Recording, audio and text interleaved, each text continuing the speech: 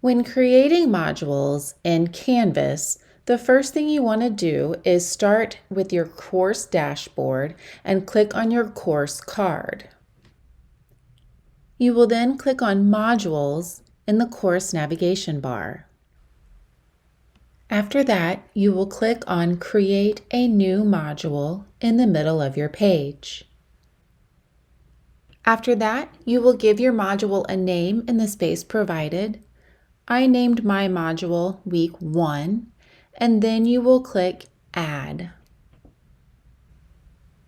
Once that module is added, you can click on the blue plus Add module in the top right corner of your screen. You will now give your new module a name.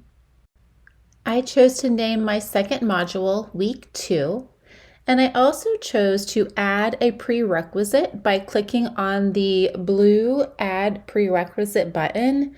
I decided to add the prerequisite that someone had to complete Week 1 in order to be able to get into the module for Week 2. Once again, you will click Add Module in the blue button at the bottom of your page. I'm now going to demonstrate how to add submodules to your modules. You want to navigate to the individual module. So for this purpose, we'll go to Week 1, and you want to click on the plus sign in the gray area. Then I decided that I wanted to add a text header.